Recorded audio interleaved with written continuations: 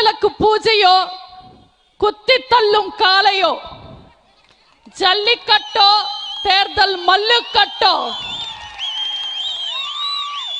நல உதவி பணிகளோ, தொற்று நோய் பிணிகளோ, உதவிக்கு நண்பனாய், தொகுதிக்கு அன்பனாய், கூப்பிட்ட குரலுக்கு ஓடி வரும் உங்கள் எங்கள் அன்பு சகோதரர் டாக்டர் சி விஜயபாஸ்கர் அவர்களுக்கு இந்த அருமையான வாய்ப்புக்கு நன்றிகளை கூறி என் வணக்கங்களை தெரிவிச்சுக்கிறேன். புதுக்கோட்டை மாவட்டம் தமிழ்நாட்டிலேயே, ஏன் இந்தியாவிலேயே ஒரு சிறப்பு வாய்ந்த மாவட்டம். 100 வருஷம் கண்ட நகராட்சி. ஒரு காலத்துல இது ஒரு தனி நாடு.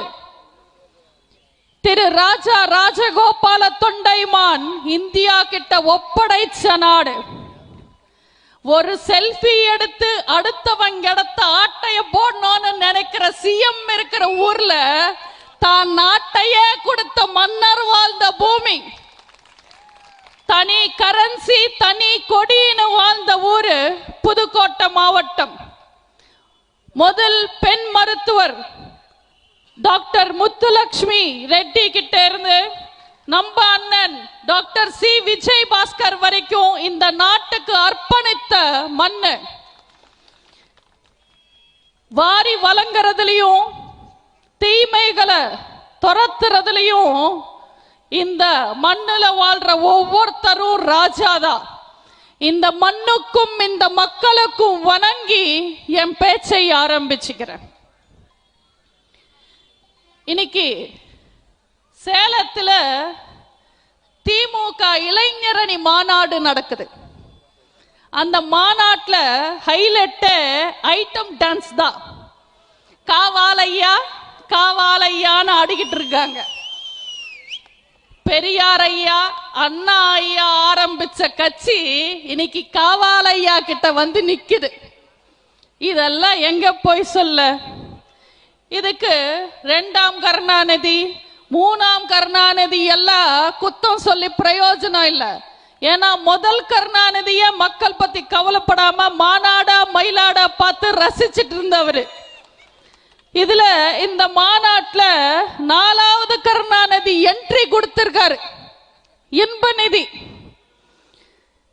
தாத்தா, அப்ப, பேர, மகன், இன்னும் எத்தனை பேருக்குதான் இவங்க பல்லாக்கு தூக்க போறாங்கன்னு தெரியல. இது இளைஞரணி மாநாடா இல்ல குடும்ப கும்பாபிஷேகமானே தெரியல. இதுல திமுக காரங்க பேசுவாங்க,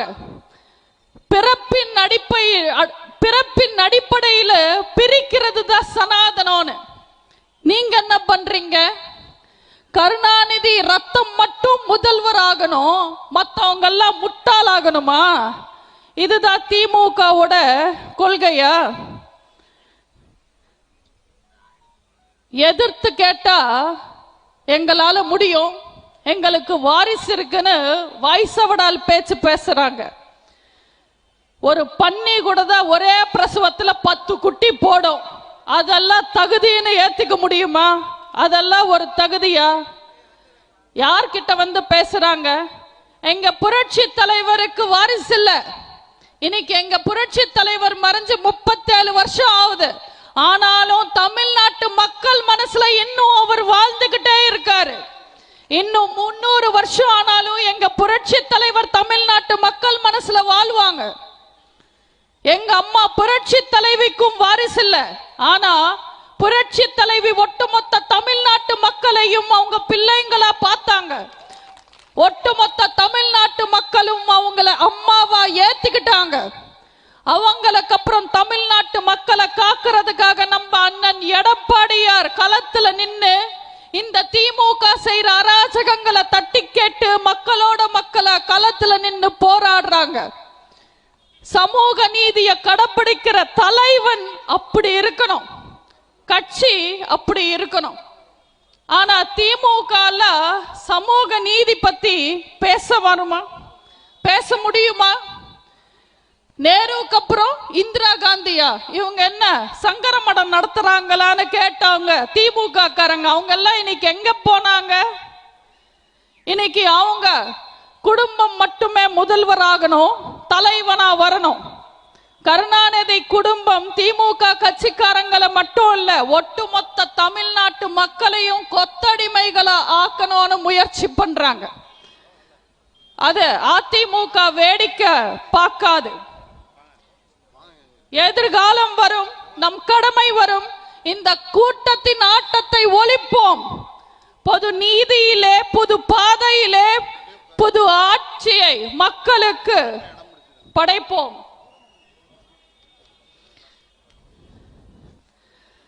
மதுலிருந்து மதம் வரைக்கும் இன்னைக்கு திமுக எல்லா விஷயத்திலையும் அரசியலை கலக்கிருக்காங்க. இப்போ விளையாட்டுலயும் அரசியல் கலக்கணும்னு திமுக நினைக்கிறாங்க. அண்ணனுக்கு தெரியும், நான் இப்பதான் மதுரையில மீட்டிங் முடிச்சிட்டு வரேன். நான் மதுரையில இருக்கும்போது பொதுமக்களும் மாடுபிடி வீரர்கள் நிறைய பேர் வந்து என்ன சந்திச்சாங்க. அழுகாத குறையா என்கிட்ட நிறைய விஷயத்த பேசினாங்க.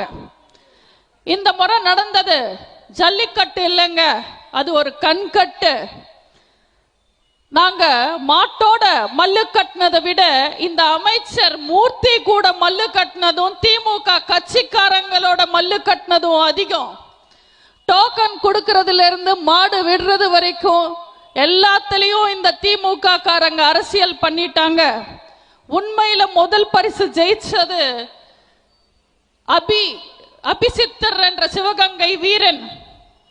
ஆனா முதல் பரிசு அமைச்சர் மூர்த்தியோட சொந்தக்காரங்களுக்கு அறிவிச்சிட்டாங்கன்னு சொல்றாங்க.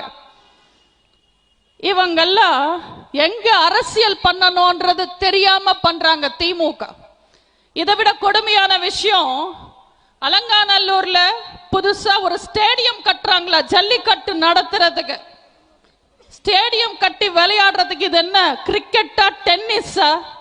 வீர விளையாட்டு. மதுரையில கட்டுற ஸ்டேடியம்க்கு கருணாநிதி பேர் வைப்பாங்களா? ஏன் மதுரையில வேற எந்த வீரருமே இல்லையா? தெரியாம தான் கேக்குற. கருணாநிதிக்கு ஜல்லிக்கட்டுக்கும் என்ன சம்பந்தம்? ஜல்லிக்கட்டுக்கு தடைய கொண்டு வந்ததே கருணாநிதி காங்கிரஸ் கூட்டணி அரசுதான். இன்னைக்கு என்ன இவங்க ஜல்லிக்கட்ட கொண்டாடுறாங்க? அண்ணன் உட்கார்ந்துகிட்டு இருக்கும் போது அண்ணனோட மாவட்டத்தில் இருக்கிற மக்களுக்கு நான் ஜல்லிக்கட்டு பத்தி சொல்லி தர வேண்டிய அவசியம் இல்ல. உங்க எல்லாருக்கும் தெரியும், வாடிவாசல்ல முனிக்கு பலி கொடுத்து மாரியாத்தாவை நினைச்சு காளைய விடுறது பழக்கம். அதை விட்டுட்டு ஸ்டேடியம்ல நடத்த சொன்னா என்ன அர்த்தம்?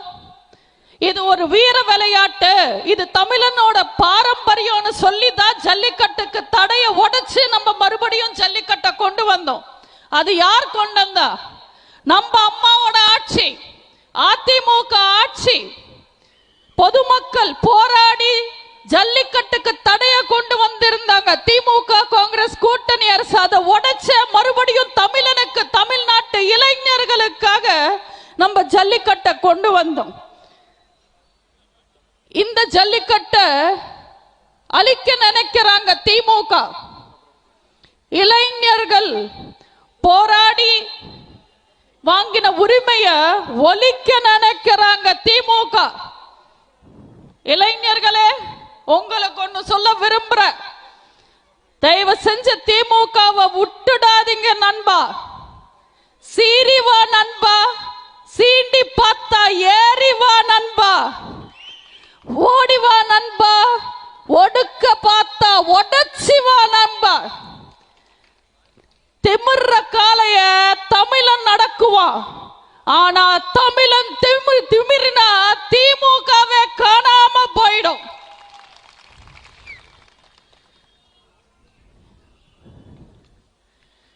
புரட்சி தலைவர் பொன்மன செம்மல் அவர்களோட 107வது பிறந்த நாள் விழா பொதுக்கூட்டம். இது சிறப்பு பொதுக்கூட்டம். அண்ணன் எனக்காக ஏற்பாடு செஞ்சிருக்காரு. புரட்சி தலைவர் பத்தி பேசணும்னா ஒரு மீட்டிங் பத்தாது. ஒவ்வொரு மனுஷனுக்கும் சாவு 2 வாட்டி வரும். ஒன்னு மூச்சு நிற்கும் போது, அது உடல் ரீதியான மரணம், அது எல்லாருக்குமே வரும். இன்னொன்னு அந்த மனுஷனை பத்தி பேசிக்கிட்டே இருக்கிற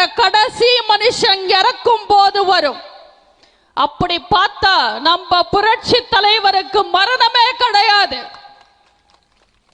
அவர் காலத்தையே வென்றவர். அவரோட ஆட்சியும் அவர் செஞ்ச தர்மங்களும் இந்த உலகம் இருக்கிற வரைக்கும் அவரை புகழோட வாழ வைக்கும். ஆனா புரட்சி தலைவர் ஆட்சி காலத்துல சொல்லிக்கிற மாதிரி எந்த திட்டங்களும் இல்லைன்னு பொய்யான பொருளைய கலப்பிருக்காங்க இந்த திருட்டு திமுக காரங்க. ஆள தெரியாத திமுக காரங்களுக்கு என்ன தெரியும் நம்ம புரட்சி தலைவரோட ஆட்சியை பத்தி?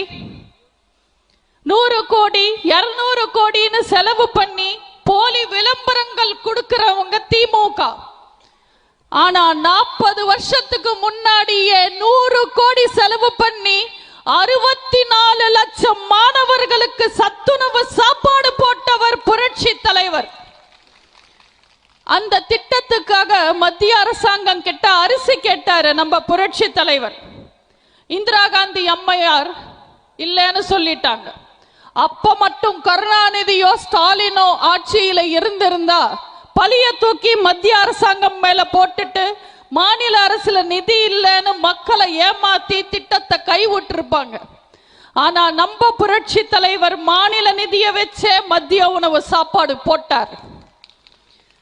அது மட்டும் இல்ல, எல்லா மாணவர்களுக்கும் இலவசமா புத்தகங்கள், காலனி, பல்பொடின்னு கொடுத்து பசங்களை ஸ்கூலுக்கு வர வச்சாரு.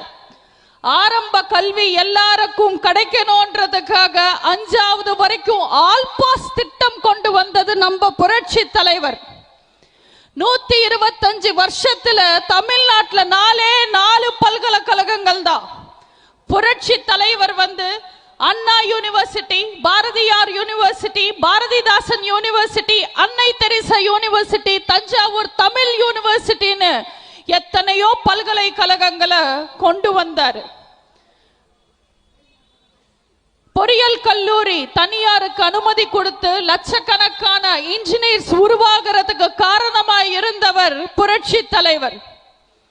இன்னைக்கும் அண்ணா பேரை சொல்லி பெரியார் பேரை சொல்லி அரசியல் பண்றாங்க திமுக. உண்மையில திமுக அண்ணா பத்தியோ பெரியார் பத்தியோ கவலைப்பட்டதே இல்லை. அண்ணாவோட இல்லத்தை நினைவில்லமா ஆக்குனதே நம்ம புரட்சி தலைவர். பெரியாருக்கு மரியாதை சேர்க்கிற மாதிரி ஈரோடு கோவை மாவட்டத்திலிருந்து பிரிச்சு ஈரோடு மாவட்டத்தை உருவாக்குனதே நம்ம புரட்சி தலைவர். எல்லா கிராமத்துக்கும் பேருந்து வசதி ஏற்படுத்தினது நம்ம புரட்சி தலைவர். கிராமினி ஆதிக்கத்தை ஒழிச்சு 12,000 கிராம நிர்வாக அதிகாரிகளை கொண்டு வந்தது நம்ம புரட்சி தலைவர். 10வது முடிச்சவங்களுக்கு 50 ரூபாய், 12வது முடிச்சவங்களுக்கு 150 ரூபான்னு கொடுத்து மாணவர்களை ஊக்கப்படுத்தினது நம்ம புரட்சி தலைவர். எத்தனையோ 1000 விதவை பெண்களுக்கு சத்துணவுல வேலை கொடுத்தவர் நம்ம புரட்சி தலைவர். அவர் செஞ்ச சாதனையிலேயே பெரிய சாதனை, அவர் இறக்கிற வரைக்கும் கருணாநிதியை எதிர்க்கட்சி வரிசையிலேயே உட்கார வச்சது. இப்படி எங்க புரட்சி தலைவர் பத்தி பேசணும்னா ஒரு மீட்டிங் இல்ல, இன்னும் 100 மீட்டிங் போட்டா கூட பேசுறதுக்கு அத்தனை சாதனை இருக்கு. இவங்கெல்லாம் பேசுறாங்க. புரட்சி தலைவர் மறைவுக்கு அப்புறம் அப்பப்போ தப்பு தவறி திமுக ஆட்சிக்கு வரும். ஆனா திமுக ஆட்சிக்கு வந்த ஒவ்வொரு முறையும் தப்பு தவறுகளை தவிர வேற எதுவுமே செய்யறதே இல்லை. அதனால ஏமாந்து ஆட்சியை கொடுத்த மக்களே உடனே திமுக கிட்ட இருந்து அந்த ஆட்சியை புடுங்கிப்பாங்க. 2வது முறை திமுக ஆட்சிக்கு வந்த சரித்திரமே கிடையாது. இந்த ஆள தெரியாத திமுக காரங்க சமீபத்துல உலக முதலீட்டாளர்கள் மாநாடுன்னு ஒரு மாநாடு நடத்தினாங்க சென்னையில. அந்த மாநாட்டிலையும் ஹைலைட்டா இருந்தது ஊ சொல்றியா மாமா, ஊ சொல்றியா மாமான்னு ஒரு பாட்டும் டான்ஸும். கண்டிப்பா இது நம்ம விளையாட்டு பிள்ளை, அதான் விளையாட்டு அமைச்சர் உதயநிதி ஏற்பாடாதான் இருக்கும். ஏன்னா அவர் அவங்க தாத்தா மாதிரியே கலையை ரசிக்கிறவர். 2ஆம் கலைஞரா, வாலிப கலைஞரா, பால் டெக்ஸ்டைல் பாய்க்கு பட்ட பேர் பாருங்களேன். அந்த மாநாடு நீங்க எல்லாம் பார்த்திருப்பீங்க. நீங்களே சொல்லுங்க, உலக முதலீட்டாளர்கள் மாநாடுன்னு ஒண்ணு நடத்தினா அதுக்கு யார கூட்டிட்டு வரணும்? அம்பானிய கூட்டிட்டு வந்திருக்கணும். ஆனா இவங்க ஆண்ட்ரியாவை கூட்டிட்டு வந்தாங்க. ஏன்னா அவங்களால முடிஞ்சது, அவங்களுக்கு தெரிஞ்சது அவ்வளவுதான். அந்த கவர்ச்சி மாநாட்டில் ஸ்டாலின் பேசுறாரு, திமுக ஒரு பாசாட்சி, ஒரு மாசாட்சின்னு பேசுறாரு. மனசாட்சி இருக்கிற எவனாவது இது ஒத்துப்பானா? இதுவா பாசாட்சி? இதுவா மாசாட்சி? போட்ட அத்தனை திட்டங்களும் ஃபெயிலு, அமைச்சரெல்லாம் ஜெயிலு, அலையறாங்களா கிடைக்குமான்னு அலையறாங்க பெயிலு. இதுவா மாசாட்சி? இந்த ஆள தெரியாத திமுக ஆட்சி எதுல எல்லாம் பாஸ், எதுல எல்லாம் ஃபெயிலுன்னு நான் சொல்றேன். உறுப்பினர் சேர்க்க ஃபெயிலு, மூலப்பத்திரம் ஃபெயிலு, நீட் ரத்து ஃபெயிலு, மதுவிலக்கு ஃபெயிலு, வெள்ள நிவாரணம் ஃபெயிலு, உரிமை தொகை ஃபெயிலு, சட்டம் ஒழுங்கு ஃபெயிலு, பேரிடர் மேலாண்மை ஃபெயிலு, பெண்கள் பாதுகாப்பு ஃபெயிலு, உட்கட்சி பூசல் ஃபெயிலு, உள்ளாட்சி நிர்வாகம் ஃபெயிலு, நிதி நிர்வாகம் fail, fail fail fail fail. 100க்கு 150 விஷயத்துல ஃபெயில் ஆகிற ஒரே ஆட்சி இந்த ஆள தெரியாத திமுக ஆட்சி. அவங்க பாஸ் ஆனது ஒரே ஒரு விஷயத்துல, எதை பத்தியும் கவலைப்படாம கண்டதையும் பேசிட்டு சுத்திட்டு இருந்த லூசான மகனை மாசான மந்திரியாக்கி அழகு பார்க்கறாங்க. அது மட்டும்தான் நம்ம தலையெழுத்து. இவரை நாளைக்கு துணை முதலமைச்சரா அறிவிச்சாலும் அறிவிச்சிடுவாங்க. உதறிக்கிட்டே இருக்கிறவர் முதல்வர், உளறிக்கிட்டே இருக்கிறவர் துணை முதல்வர். விளங்கிடும் தமிழகம். இப்பெல்லாம் ஸ்டாலின் எந்த ஃபங்க்ஷனுக்கு போனாலும் பிக் பாஸ் ஆங்கர் கமல்ஹாசன் மாதிரி கைய கட்டியா பிடிச்சுக்கிட்டு நிக்கிறாரு. நான் கூட ஏதோ புது ஸ்டைல் போல இருக்கேன்னு பார்த்தேன். அப்புறமா சொன்னாங்க அவருக்கே தெரியாம அவர் கையை ஆடிக்கிட்டே வந்து மைக்க தட்டி விட்டுடுதுன்னு. என்னடா ஒருத்தருக்கு உடம்பு முடியல, அத போய் இந்த அம்மா இப்படி பேசுறாங்களேன்னு நினைக்கிறவங்களுக்கு நான் பதில் சொல்றேன். நம்ம புரட்சி தலைவருக்கு குண்டடிப்பட்டு குரல் சரியா வராம இருக்கும் போது என்னெல்லாம் கிண்டல் பண்ணாங்க திமுக காரங்க. நம்ம அம்மா புரட்சி தலைவி உடம்பு முடியாம ஆஸ்பத்திரியில படுத்துக்கிட்டு இருக்கும் போது என்னெல்லாம் கிண்டல் பண்ணாங்க திமுக காரங்க. இப்போ எங்க முறை. என்ன பொறுத்த வரைக்கும் மரியாதை கொடுத்தாதான் திரும்பி மரியாதை கிடைக்கும். மரியாதை என்னன்னு தெரியாத திமுக காரனுக்கு என்னைக்குமே மரியாதை கொடுக்க முடியாது. எனக்கு ஒரு விஷயம் புரியல ரொம்ப நாளாவே. 5 வருஷத்துக்கு முன்னாடி ஸ்டாலின் என்ன சொன்னாரு? செந்தில் பாலாஜி திருட, திமுக ஆட்சிக்கு வந்ததும் அவர் அரெஸ்ட் பண்ணிடுவோம், புலல்ல போட்டுடுவோம்னு சொன்னார். அதுதானே செஞ்சிருக்காரு. ஆனா இன்னைக்கு செந்தில் பாலாஜி அரெஸ்ட் பண்ணா அத்தனை அமைச்சர்களும் ஆர்ப்பாட்டம் பண்றாங்க, போராட்டம் பண்றாங்க. ஸ்டாலின் சீண்டி பார்க்காதீங்க, நோண்டி பார்க்காதீங்கன்னு வீடியோ எல்லாம் விடுறாரு. அதே அவங்க பொன்முடி கேஸ்ல தீர்ப்பே வந்துடுச்சு. இப்ப சைலண்டா வேடிக்கை பார்க்கறாங்க. இப்ப ஸ்டாலின் சீண்டாத நோண்டாதன்னு வீடியோ விட மாட்டேன்றாரு. ஒருவேளை கட்டிங் அதிகமா கொடுத்தாதான் சவுண்ட் அதிகமா கொடுப்பாங்களோ? எனக்கு தெரிஞ்ச ஸ்டாலின் பயந்திருப்பாரு. ஒரு வாட்டி சீண்டாத நோண்டாதன்னு வீடியோ போட்டதுக்கே 5 அமைச்சர் வீட்டுல ரெய்டு, ஒருத்தருக்கு ஜெயிலு. இதுக்கு மேல வீடியோ விட்டா என்ன ஆகும்னு ஸ்டாலினுக்கே நல்லா தெரியும். உங்க எல்லாருக்கும் ஞாபகம் இருக்கும், மோடி சென்னை வரும்போது, ஸ்டாலின் எதிர்கட்சி தலைவரா இருக்கும் போது மோடி சென்னைக்கு ஹெலிகாப்டர்ல வந்தாரு. ஹெலிகாப்டர்ல வந்த மோடிக்கு வீட்டு வாசல்ல இருந்து கருப்பு கொடி காட்டினாரு ஸ்டாலின். இன்னைக்கு அதே மோடி சென்னைக்கு வராரு. அதே ஸ்டாலின் யாரு? சர்வாதிகாரி ஸ்டாலின் போய் பார்க்கிறாரு. எப்படி? சரவணா பவன் ஹோட்டல் சர்வர் மாதிரி செவரோரமா நின்று பார்க்கிறாரு. இதுல ஹைலைட் ஏர்போர்ட்ல மோடியை ரிசீவ் பண்ணும்போது ஸ்டாலின் வெள்ளக்கொடை பிடிச்சுக்கிட்டு நின்னாரு. அது பார்த்த உடனே எனக்கு 23ஆம் புலிகேசி படத்துல காமெடி தான் ஞாபகம் வந்தது. எதிர்நாட்டு ராஜா தியாகு வரும்போது 23ஆம் புலிகேசி வடிவேலு வெள்ளக்கொடி ஆட்டிக்கிட்டே வெளியில வருவார் சமாதானம் பேசுறதுக்கு. அதே மாதிரி இருந்தது. நான் ஒன்னும் கற்பனையில பேசல. மோடி வரும்போது ஏர்போர்ட்ல ஸ்டாலின் வெள்ளக்கொடை பிடிச்சுக்கிட்டு நின்னாரு. இது உண்மை.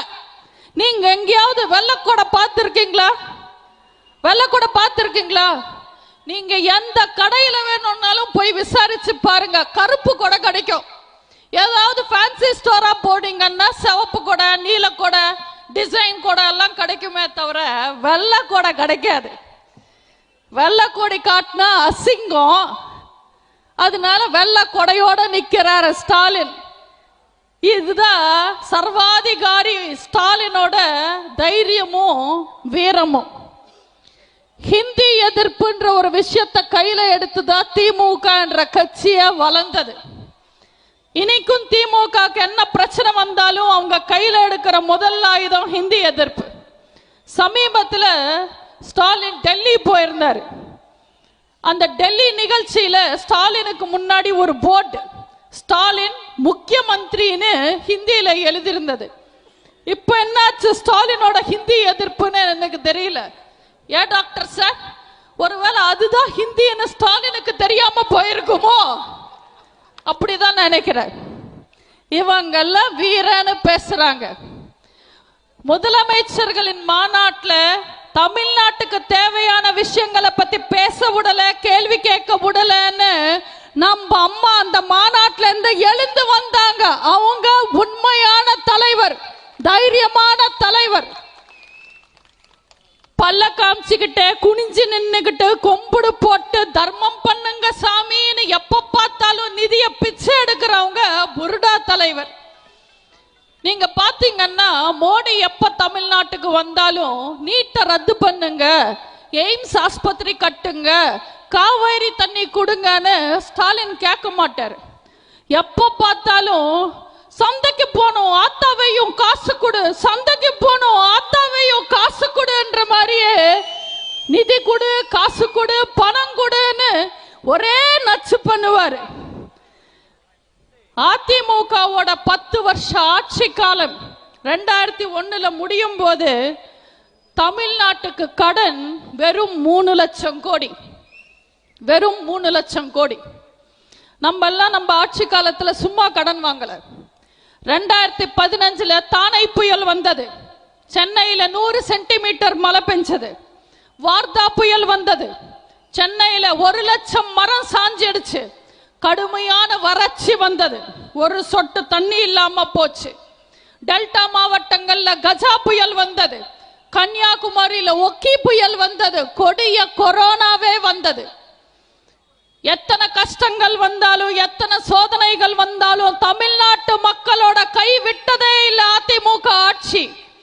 எந்த ஒரு திட்டத்தையும் நம்ம நிறுத்தவே இல்லை.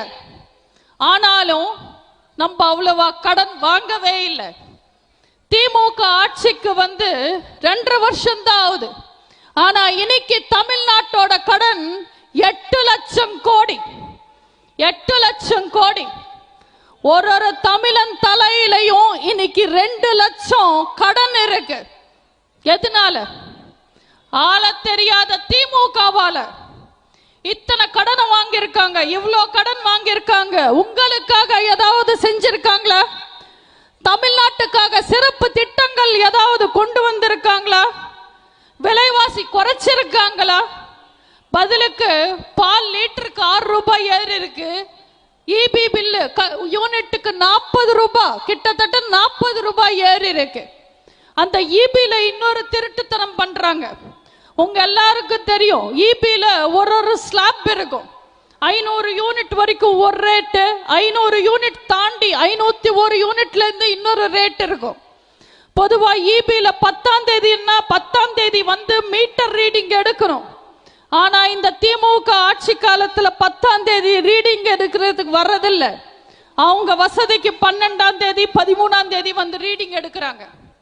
அந்த 2-3 நாள்ல ஒரு 5-10 யூனிட் அதிகமானா அது 501 யூனிட் ஸ்லாப்புக்கு மாறிடுச்சுன்னா அந்த ரேட்டு அப்பாவி மக்கள் கிட்ட இந்த வசூல் பண்றாங்க.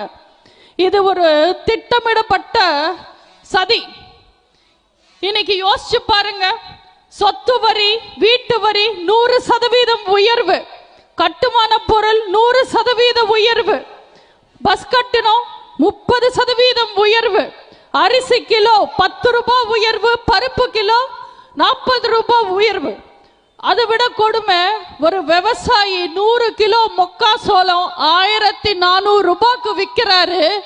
அதே விவசாயி அவர் மாட்டுக்கு தீவனம் 1700 ரூபாய்க்கு வாங்கிட்டு போறார். எப்படிங்க அந்த விவசாயி வாழுவார்?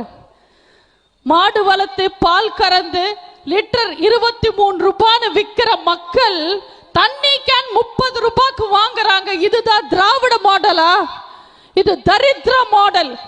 ஆட்சி அங்க நடக்குது. இன்னைக்கு தமிழ்நாட்டில் ஆட்சி நடக்கிற மாதிரி காட்சி நடக்குது. திமுக முதலமைச்சருக்கு அவங்க அமைச்சர்கள் மேல நம்பிக்கை இல்லை, அந்த அமைச்சர்களுக்கு எம்எல்ஏக்கள் மேல நம்பிக்கை இல்லை, எம்எல்ஏக்களுக்கு கவுன்சிலர் மேல நம்பிக்கை இல்லை, கவுன்சிலருக்கு மேயர் மேலேயே நம்பிக்கை இல்லை. சமீபத்தில் திருநெல்வேலியில கூட நம்பிக்கை இல்லா தீர்மானம் கொண்டு வந்திருந்தாங்க. இந்த உலகத்துல ஒரே ஒரு தீர்க்கதரிசி கருணாநிதி மட்டும்தான். ஆர்காட்டார் சொல்றாரு, பொன்முடி சொல்றாரு, அன்பழகன் சொல்றாரு, துரைமுருகன் சொல்றாரு. ஆனா அவர் கேட்கலையே. இல்லப்பா, என் மக அதுக்கெல்லாம் சரிப்பட்டு வரமாட்டாருன்னு கடைசி வரைக்கும் ஸ்டாலினை தலைவராக்கல, முதல்வராக்கல. இந்த திருட்டு திமுக காரங்க புதுசா ஒரு திராவிட மாடல் கையில எடுத்திருக்காங்க. அடுத்தவன் இடத்துல செல்ஃபி எடு, ஓனர் கையில குல்பி கொடு, அசந்த நேரத்துல அவரோட இடத்த ஆட்டைய போடுன்னு. உங்க எல்லாருக்கும் தெரியும், சமீபத்தில் சேலத்துல மாடர்ன் டாக்கீஸ் முன்னாடி ஸ்டாலின் செல்ஃபி எடுத்தார். செல்ஃபி எடுத்த கையோட கருணாநிதி பேரை சொல்லி இந்த கவர்மெண்ட் அந்த இடத்தையே சுருட்ட நினைச்சாங்க. திமுக ஆட்சி மக்களுக்காக நடக்கல, அவங்க சுயநலத்துக்காக நடக்குது. 10 வருஷம் அதிமுக ஆட்சி காலத்துல நாங்க எத்தனையோ திட்டங்கள் கொண்டு வந்தோம். ஆனா அந்த திட்டங்கள் முடிகிற நேரத்துக்கு திமுக ஆட்சிக்கு வந்தது. திமுக ஆட்சிக்கு வந்ததும் எல்லா திட்டங்களுக்கும் திறப்பு விழா மட்டும் நடத்திட்டு எல்லா போர்ட்லயும் கருணாநிதி பேர் போட்டுட்டாங்க. அவங்களுக்கு நான் ஒரு விஷயம் சொல்ல விரும்புறேன். எல்லா போர்ட்லயும் பேர் இருக்கிறது பெரிய விஷயம் இல்ல. அந்த போர்ட் மக்கி போயிடும், துரு பிடிக்கும், கீழே விழும். ஆனா தமிழ்நாட்டு மக்கள் மனசுல இடம் பிடிச்சிருக்காங்க எங்க புரட்சி தலைவரும் புரட்சி தலைவியும். அந்த இடம் என்னைக்குமே அழியாது. இப்படி எங்க அம்மாக்கும் எங்க தலைவருக்கும் எத்தனையோ சாதனைகள் செஞ்சிருக்காங்க. அவங்களுக்கு வரலாறு இருக்கு. இன்னைக்கு திமுக அம்மா உணவகம் உடைக்கலாம், மூடலாம். ஆனா அம்மா ஏழை மக்களுக்கு சோறு போட்டாங்கன்ற விஷயத்தை மறைக்க முடியாது, அது வரலாறு. அப்படி சாதனை செஞ்சவங்களுக்காக பாராட்டு விழா நடத்தலாம். ஆனா தமிழ்நாட்டுக்கும் தமிழக மக்களுக்கும் சோதனைகள் மட்டுமே தந்த கருணாநிதிக்கு சமீபத்தில் ஒரு பாராட்டு விழா நடத்தினாங்க. கலைஞர் 100. நீங்கெல்லாம் பாத்தீங்கன்னா ஒரு இடத்துக்கு கூட்டத்தை கூட்டணும்னு நினைச்சா அங்க சினிமா நடிகர்களை வர வைப்பாங்க. சினிமா நடிகர்கள் கூட்டத்துக்கே கூட்டம் வரலன்னா என்ன அர்த்தம்? அப்ப மக்கள் நினைக்கிறாங்க இது கலைஞர் 100 இல்ல, கலைஞர் போரேன்னு. அந்த கலைஞர் 100 நிகழ்ச்சியில கருணாநிதியை புகழ்ந்து பேச கமல்ஹாசனை கூட்டிட்டு வந்திருக்காங்க. கமல்ஹாசன் இன்னைக்கு இருக்கிற நிலைமைக்கு கருணாநிதி வீட்டு வாசல்ல முறவாசம் செய்யறவங்களை கூட புகழ்ந்துதான் பேசுவாரு. அந்த நிகழ்ச்சிக்கு கமல்ஹாசன் போட்டிருந்த ட்ரெஸ் பார்த்து இருக்கணும். கருப்பு கலர் பட்டுப்பாவாடைய லுங்கி தைச்ச மாதிரியே ஒரு ட்ரெஸ் போட்டிருந்தாரு. இதுக்கெல்லாம் அவர் எதுக்காக டார்ச் லைட்டை வீசி டிவியை உடைச்சு கட்சி ஆரம்பிச்சாருன்னு தெரியல. நான் கூட அந்த வழியா அன்னைக்கு போக வேண்டிய வேலை இருந்தது. என்னடா நம்ம எல்லாம் டிராபிக்ல மாட்டிப்போமோன்னு நினைச்சேன். இந்த கலைஞர் 100 ப்ரோக்ராம்ல நம்ம மாட்டிக்கிட்டா எப்படின்னு நினைச்சேன். ஆனா அந்த வழியா போய் பார்த்தா அங்க கூட்டமே இல்லை. ஃப்ரீயா உள்ள வாயா வாயான்னு பேசினாலும் போயா போயான்னு போய்கிட்டே இருந்தாங்க. இவங்கெல்லாம் கவர்ச்சி கிடைக்கும், விளம்பரம் கிடைக்கும்னு நினைச்சு பாராட்டு விழாவா நடத்திக்கிட்டு இருக்காங்க. ஒரு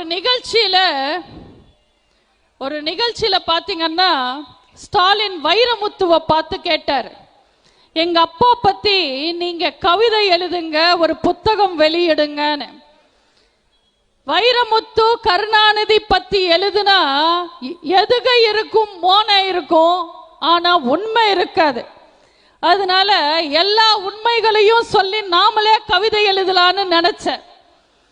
நமக்கு தெரிஞ்சது ஊர் அறிஞ்சது வச்சு நம்மளே கருணாநிதிக்கு ஒரு கவிதை எழுதுவோன்னு நினைச்சேன்.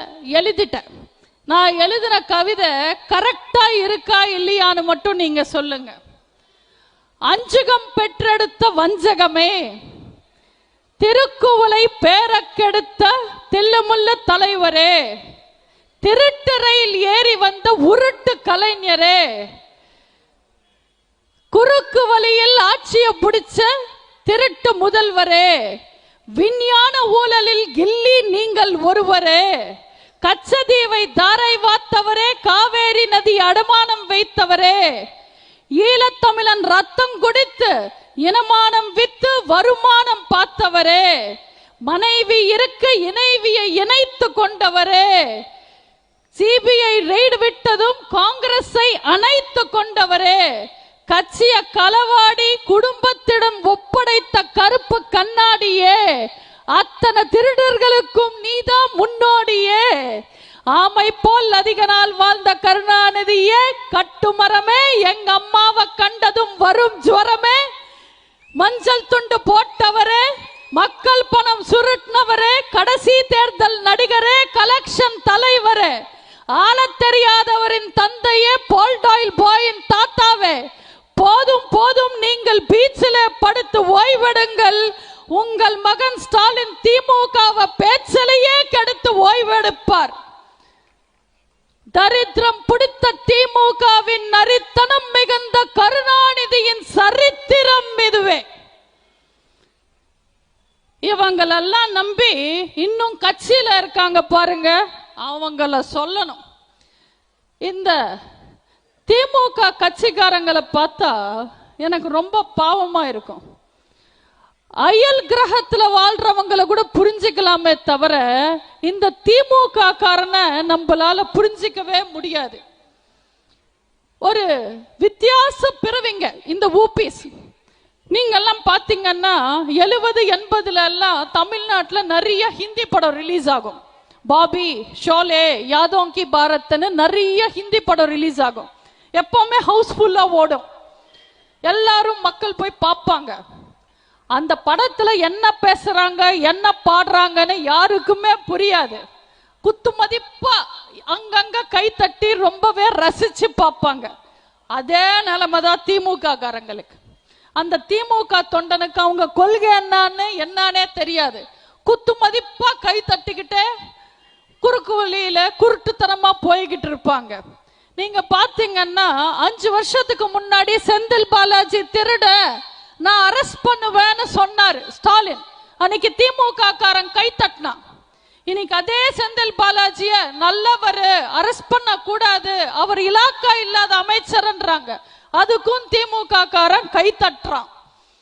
பிஜேபி கூட கூட்டணியில இருக்கும் போது பிஜேபி சிறந்த கட்சி, குஜராத்ல சிறந்த முதல்வராக இருக்காரு மோடின்னு பேசினாங்க. அதுக்கு திமுக காரன் கை தட்டினா. இன்னைக்கு அதே பிஜேபிய அது ஒரு மதவாத கட்சி, மோடி கெட்டவர்னு பேசுறாங்க. அதுக்கும் திமுக காரன் கை தட்டுறான்.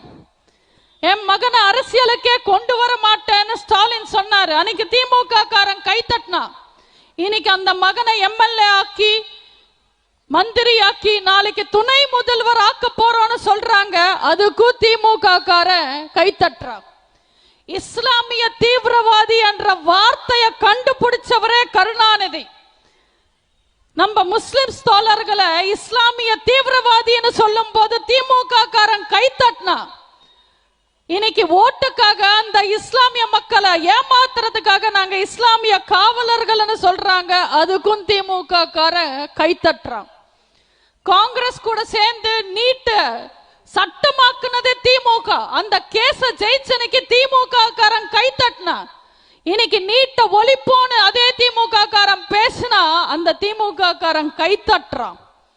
ஜல்லிக்கட்டுக்கு தடைய கொண்டு வந்தாங்க திமுக காங்கிரஸ் அரசாங்கம். அன்னைக்கு திமுக காரன் கைத்தட்டினா, இன்னைக்கு அதிமுக ஆட்சி கொண்டு வந்த ஜல்லிக்கட்டுல வெக்கம் மானம் சூடு சொர்ணம் இல்லாம உதயநிதி வந்து உட்கார்றாரு, அங்க அரசியல் பண்றாரு. அதுக்கும் திமுக காரன் கைத்தட்டுறான். இப்படி எதுக்கு கைத்தட்டுறோன்றது தெரியாமலே கைத்தட்டிக்கிட்டே வாழ்ற ஒரு அப்பாவி அடிமைகள் தான் இந்த ஊபிஸ் உடன்பிறப்புகள். அவங்கள பார்த்தா பாவமா தான் இருக்கு. திருக்குவளையில கருணாநிதி பிறக்கும் போது அவர் ஒரு தெரு பாய், தெருவுல சுத்திக்கிட்டு இருந்த பையன். அதே கருணாநிதிய மெரினால புதைக்கும் போது அவர் ஒரு தெரு பாய், அம்பானி மாதிரி அத்தனை சொத்து. ஒரு தெருபாயா மாறுறதுக்கு எத்தனை உடன்பிறப்புகளை ஏறி மிதிச்சிருப்பாரு, எத்தனை குடும்பங்களை வாட்டி வதச்சிருப்பாருன்னு நீங்களே யோசிச்சு பாருங்க.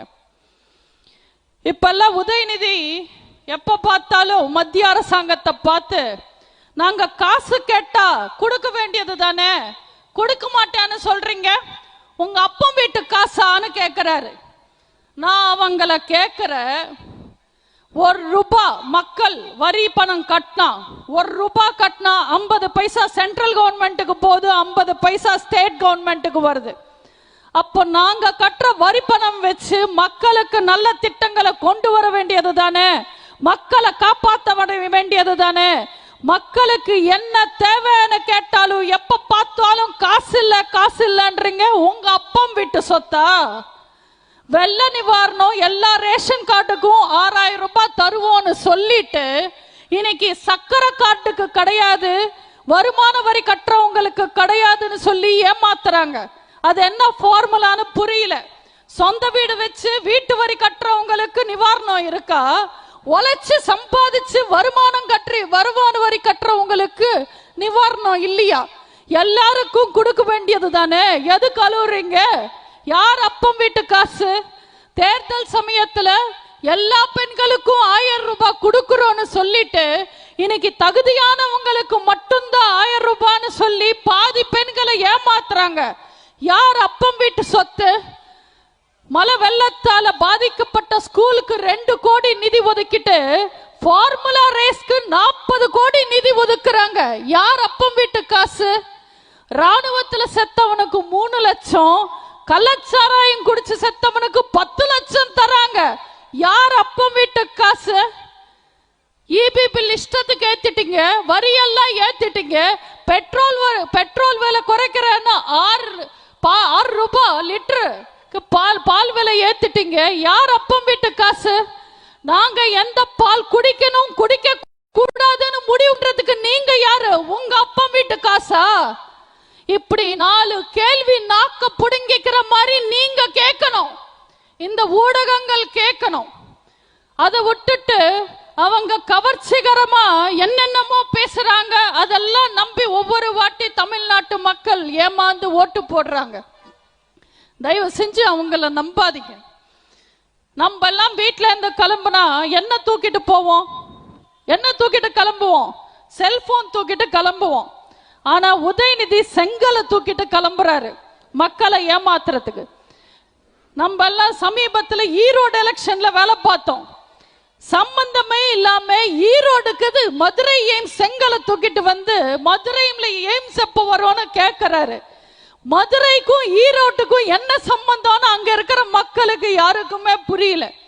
மக்களை ஏமாத்துறதுக்காக உங்களை இந்த முறை வந்து செங்கல் காமிச்சு கேள்வி கேட்டாரன்னா பதிலுக்கு நீங்க கேள்வி கேளுங்க. நான் உங்களுக்கு சொல்லி தரேன். உதயநிதி இந்த பக்கம் வந்தா நீங்க கேளுங்க. உதயநிதி உதயநிதி என்னாச்சு நிவாரண நிதி? உதயநிதி உதயநிதி என்னாச்சு உரிமை நிதி? உதயநிதி உதயநிதி என்னாச்சு பென்ஷன் நிதி? உதயநிதி உதயநிதி என்னாச்சு நீட் கதி? உதயநிதி உதயநிதி என்னாச்சு காவேரி நதி? உதயநிதி உதயநிதி என்னாச்சு 2G சதின்னு இப்படி உதயநிதியை கேட்கறதுக்கு 1000 கேள்வி இருக்கு. இந்த பக்கமா வந்தாருன்னா தயவு செஞ்சு நீங்க கேளுங்க. நீங்க இப்படி கேட்டீங்கன்னா நல்லா இருக்கும். சும்மாவே அப்பாக்கும் மகனுக்கும் உதறது. நீங்க எல்லாம் கேள்வி கேட்டீங்கன்னா இன்னும் அதிகமாவே உதறும். 10 வருஷம் அதிமுக ஆட்சி காலத்துல, அதுல குறிப்பா 4 வருஷம் அண்ணன் எடப்பாடியார் ஆட்சி காலத்துல என்ன தப்பு செஞ்சோம் நாங்க? என்ன தப்பு செஞ்சோம் நாங்க? நாங்க ஆட்சி காலத்துல இருக்கும் போது, அதிமுக ஆட்சி காலத்துல உங்க வீட்டுக்கு மிரட்டுறதுக்கு கவுன்சிலர் வந்து நின்னாங்களா? கோர்ட்டு வாசல்ல கொலை விழுந்ததா? தமிழ்நாட்டு பெண்களுக்கு பாதுகாப்பு இல்லாம போச்சா? தமிழ்நாட்டுல ஜாதி சண்டை, மத சண்டை, இன சண்டை, மொழி சண்டை வந்ததா? தமிழ்நாட்டை நாங்க அமைதி பூங்காவா தானே வச்சிருந்தோம். 52 வருஷம் ஆச்சு அதிமுகவை ஆரம்பிச்சு. இந்த 52 வருஷத்துல கிட்டத்தட்ட 31 வருஷம் நாங்க ஆளுங்கட்சியா இருந்திருக்கோம். மக்களுக்கு பிடிச்ச கட்சியா இருந்திருக்கோம். எங்க அம்மா புரட்சி தலைவி தாங்க இறுதி மூச்சு வரைக்கும் உங்களுக்காகவே உழைச்சி உழைச்சி உழைச்சி உயிர் விட்டவங்க. மக்களால் நான், மக்களுக்காகவே நான் வாழ்ந்தவங்க. அந்த அம்மாவோட புகழ வேரோட புடுங்கி எறியணும்னு நினைக்கிற அந்த திருட்டு திமுகவை நீங்க எப்படி ஆட்சிக்கு கொண்டு வந்தீங்க? என்ன பாவம் செஞ்சோம் நாங்க? என்ன தப்பு செஞ்சோம் நாங்க? மக்கள் சேவை செஞ்சது தப்பா? மாணவர்களுக்கு மடிக்கணினி கொடுத்தது தப்பா? தாய் குலத்தை காத்தது தப்பா? தாலிக்கு தங்கம் கொடுத்தது தப்பா? மழைநீர் சேமிப்பு திட்டம் தப்பா? அரசு பள்ளி மாணவர்களுக்கு இடஒதுக்கீடு கொடுத்தது தப்பா? கொரோனா காலத்துல எங்க ஆட்சி தப்பா? பொங்கலுக்கு பணமும் பரிசும் கொடுத்தது தப்பா? கொரோனா காலத்துல ஊக்கத்தொகை கொடுத்தது தப்பா? ஹஜ் யாத்திரைக்கு உதவுனது தப்பா? சந்தன கூட்டுக்கு உதவுனது தப்பா? ஜெருசலம் யாத்திரைக்கு உதவுனது தப்பா? வேளாங்கண்ணி யாத்திரைக்கு உதவுனது தப்பா? இல்ல அத்தனை கோவில்லையும் அன்னதான திட்டம் கொண்டு வந்ததுதான் தப்பா? அத்தனை மக்களையும் சமமா பார்த்தது தப்பா?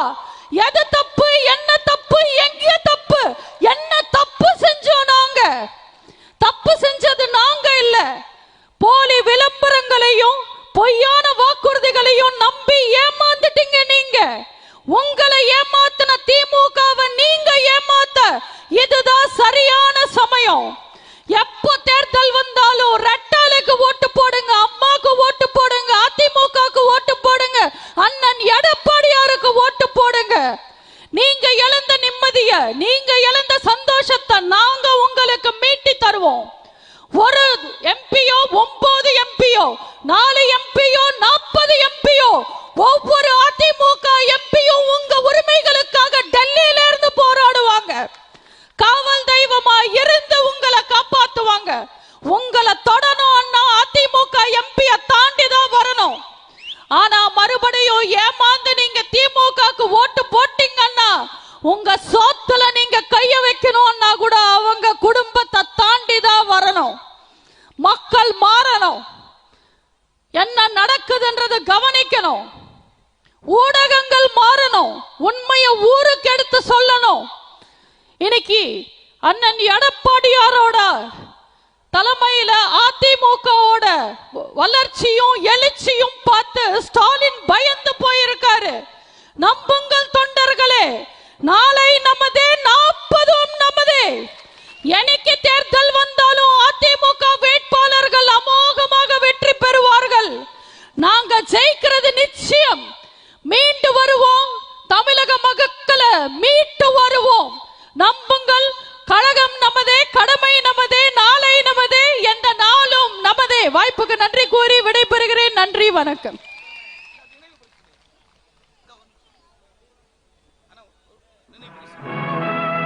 நமது வெற்றியை